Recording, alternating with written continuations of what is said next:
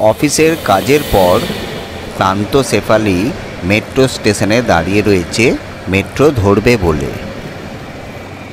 অবশেষে মেট্রোটি এসে পৌঁছালো। রাত 10টার সময় মেট্রোটি অনেক ফাঁকা ছিল, তাই সে একটা সিটে গিয়ে বসলো। সারাদিনের ক্লান্তিতে সে চোখ বন্ধ করে রইল।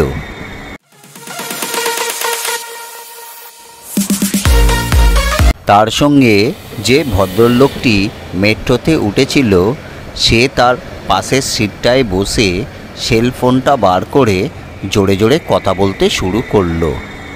হাই সুইটহার্ট, আমি রাজেশ বলছি, ট্রেনে রয়েছি। হ্যাঁ হ্যাঁ, বাড়িতেই ফিরছি। জানি রাত 10টা বেজে গেছে, রাগ করো না প্লিজ। অফিসের মিটিংয়ে দেরি হয়ে গেল।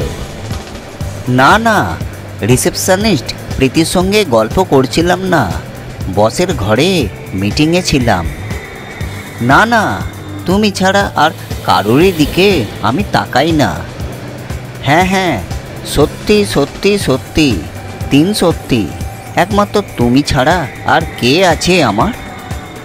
এভাবে আরও 15 মিনিট চলল উচ্চস্বরে ফোনে কথা বলা। পাশে বসা মেয়েটা আর সহ্য করতে না পেরে ফোনটার কাছে মুখ নিয়ে বলল, ও রাজেশ, এবার ফোনটা রেখে আমায় একটু আদর করো না প্লিজ।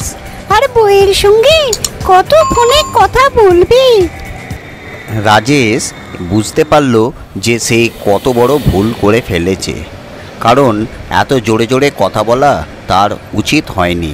তাই সে আর কোনো কথা না বলে চুপচাপ বসে রইল, কারণ সে বুঝতে পারল যে আজ রাতে তার বউয়ের কাছে কেমন অভ্যর্থনা তার জন্য উপস্থিত রয়েছে।